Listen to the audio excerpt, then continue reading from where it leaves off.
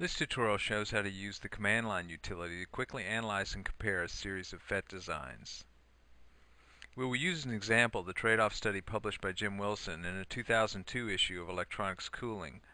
The results of Wilson's study are shown in this graph, where the rise in peak junction temperature is plotted as a function of gate-to-gate spacing for 3 different configurations of 1250 microns total gate periphery.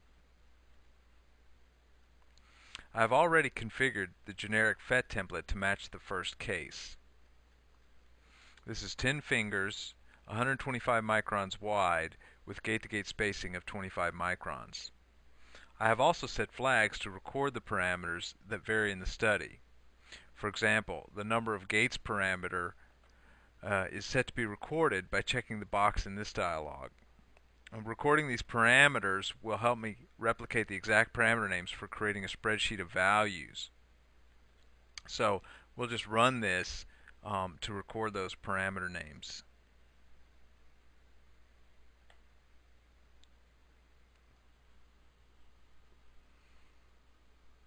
Well, this took about 3 minutes real time, but we fast forward to the end, and here's our results.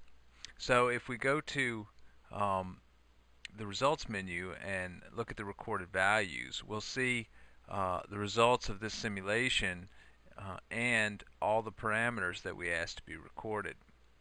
So we're going to use these to make a spreadsheet. So what I'm going to do is just highlight these 2 rows and then hit Control C to copy them. Then I'm going to open a spreadsheet and I'm going to paste them in. Now they're being pasted in as comma separated values, so I need to tell the spreadsheet that I'm using commas as a delimiter. So now I have a spreadsheet, and what I can do is fill out this spreadsheet with the rest of the values.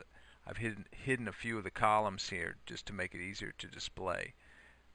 But I've already typed in all the values on this other page, so I'll just go in and copy all those and bring them back to this table and paste them in.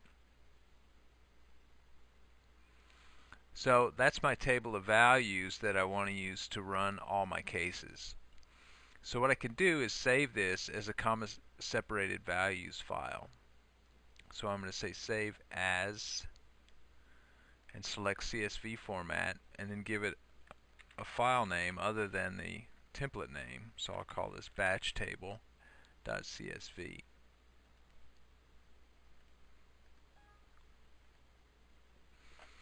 Now if I go back to the software, I can actually test this. So I can go and under the file menu select import values from CSV file, and I can select that CSV file and import one of the cases, and you can see it reconfigures the template to match one of these cases.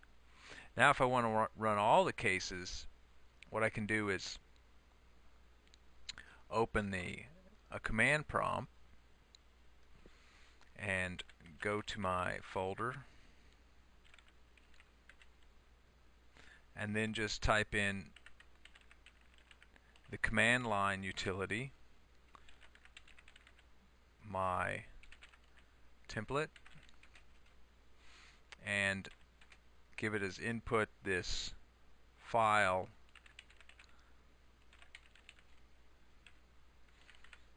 of different parameter values. And we'll come back in about an hour and see how we're doing on this run.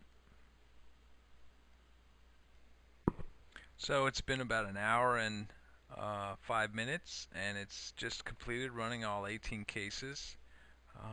So we can close that, and if we wanted to, we could actually load in the very last solution that ran. As it goes through the cases, it overwrites the solution file each time, so only the last solution is available. But if we wanted to, we could look at the results for the last solution.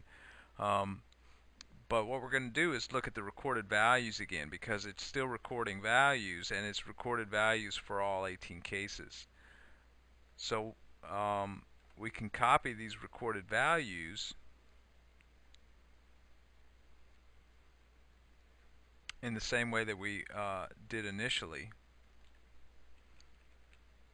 So I'll just press Control C after selecting those and go back to the template and paste them in. And there are all our solution values for 18 cases. So now if we wanted to plot those, we could just take these peak temperatures for each case, and I've already prepared a sheet that will plot those for us. And so we'll just go in here and paste them in, and there's our results. And you can see that the results match the results that Wilson got, and we were able to do it in just a little over an hour.